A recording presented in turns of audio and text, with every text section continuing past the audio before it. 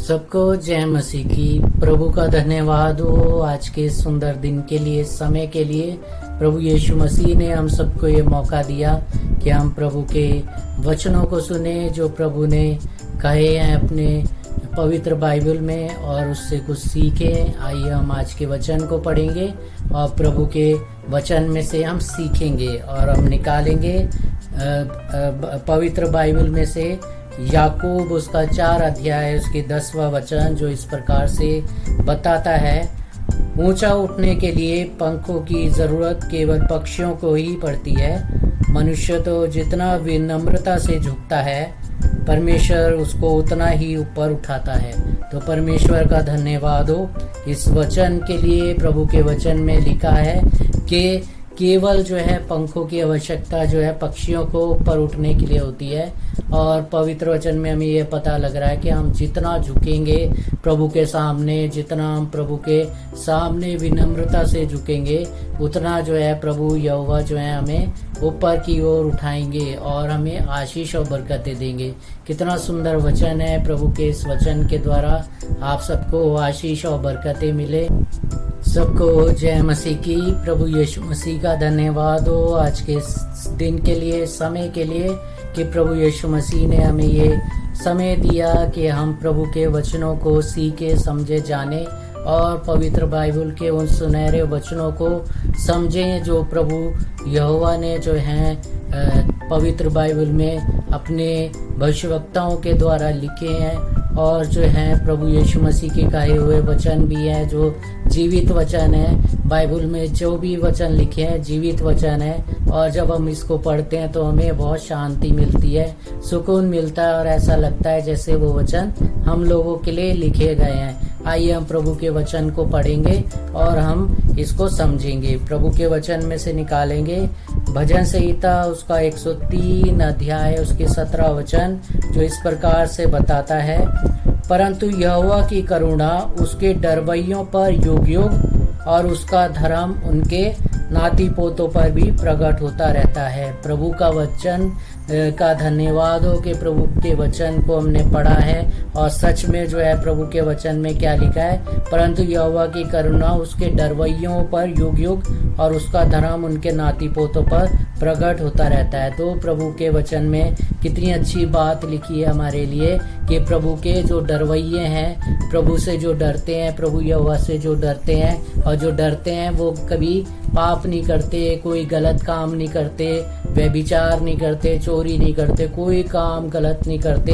वो जो है प्रभु यहोवा के डरवैये हैं और डरने वाले हैं। और अगर हम परमेश्वर से डरते हैं, परमेश्वर से जो है हम परमेश्वर का आदर करते हैं, तो परमेश्वर के वचन में लिखा है परमेश्वर की जो है करुणा जो है उनके ऊपर और युग युग बनी रहती है, और उसका धर्म युग युग बना रहता है उन लोगों के ऊपर, और वरन उन्हीं के ऊपर नहीं, उनके नाती पोतों के ऊपर भी, पोतियों के ऊपर भी बना रहता है। जब तक वो जीवित रहते हैं तब तक प्रभु यहोवा की करुणा जो है उसके डरवैयों पे बनी रहती है। प्रभु का धन्यवाद हो इस सुंदर वचन के लिए। प्रभु यहोवा जो है हम सबको इस वचन के द्वारा आशीष और बरकतें दें और जो है अपने कामों में आगे बढ़ाए।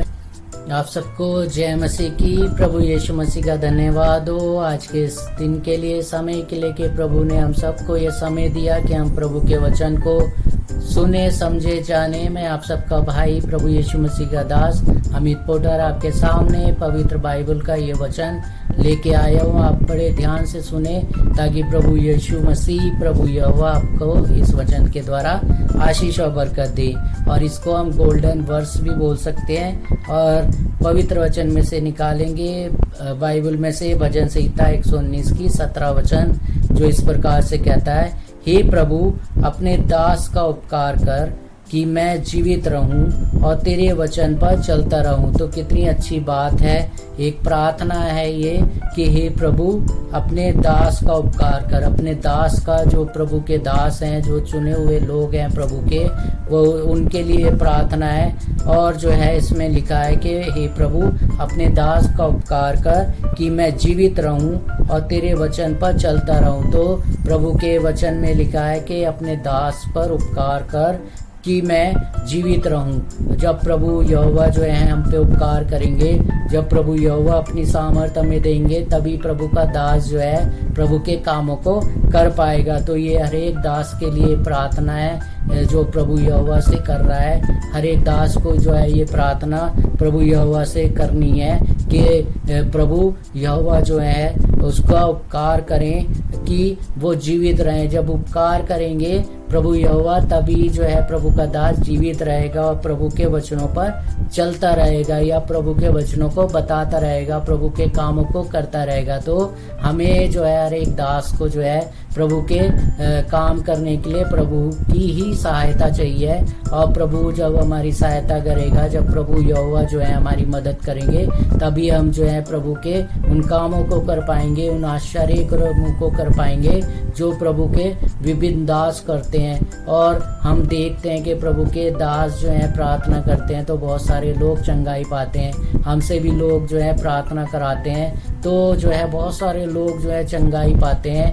बीते दिनों में जो है मैं और मेरी वाइफ जो है प्रार्थना कर रहे थे किसी बहन के लिए, और हमने देखा धीरे धीरे जो है वहाँ का गांव जो है हमें प्रार्थना के लिए फ़ोन पे बोलने लगा और हम प्रार्थना कर रहे हैं जितनी दूर से। और वो गांव पता नहीं कितनी दूर था, गोरखपुर था, पता नहीं कौन सा गांव था। पूरा गांव जो है हमें प्रार्थना हमसे करवा रहा था। रोज़ हमारे पास फ़ोन आ रहे थे और हम यहाँ से प्रार्थना कर रहे थे, वहाँ से वो उनके अंदर से दुष्ट आत्माएं निकल रही थी। और हम जो है प्रार्थना यहाँ पे कर रहे हैं इतने किलोमीटर दूर से, हमें जाने की भी आवश्यकता नहीं पड़ रही, लेकिन प्रभु अपने कामों को कर रहा है इतनी दूर से कि हमारे यहाँ से प्रार्थना करने से इतनी दूर जो है दुष्ट आत्माएं निकल रही हैं लोगों में से। लोग जो है चंगाई पा रहे हैं, बहुत सारे जो है बहनें ने चंगाई पाई, बहुत सारे भाइयों ने चंगाई पाई, बहुत सारे बच्चों ने चंगाई पाई।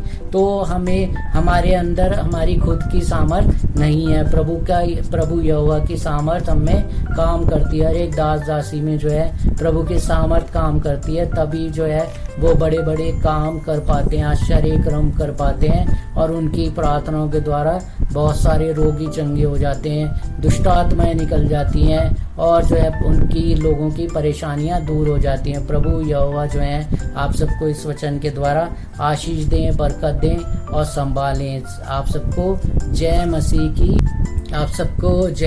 की। प्रभु यीशु मसीह का धन्यवाद हो आज के सुंदर दिन के लिए, समय के लिए कि प्रभु ने हम सबको ये मौका दिया कि हम प्रभु के वचनों को सीखें, समझें और जानें, क्योंकि प्रभु के वचन जो है जीवित वचन है और हमें शांति देते हैं, हमें दुखों से बचाते हैं, हमें जो है अनंत जीवन देते हैं और हमें हमारी परेशानियों से बाहर निकाल लेते हैं। आइए हम प्रभु के वचन को पढ़ेंगे और सीखेंगे ताकि प्रभु के वचन के द्वारा हमें आशीष और बरकतें मिले। निकालेंगे इब्रानियों 13 उसका 6 वचन पवित्र बाइबल में से निकालेंगे। इब्रानियों 13 बाब उसका 6 वचन जो इस प्रकार से कहता है, बताता है, इसलिए हम निडर होकर कहते हैं प्रभु मेरा सहायक है। इसलिए हम निडर होकर कहते हैं कि प्रभु मेरा सहायक है, प्रभु मेरा सहायक है, मैं ना डरूंगा, मनुष्य मेरा क्या कर सकता है। तो हमें जो है हम निडर हो जाएं, क्योंकि प्रभु यीशु मसीह, प्रभु यहोवा जो है हमारे सहायक हैं। प्रभु यहोवा हर एक परिस्थिति में आपको संभाल लेंगे, हर एक संकट में आपको संभाल लेंगे, दुख में आपको संभाल लेंगे।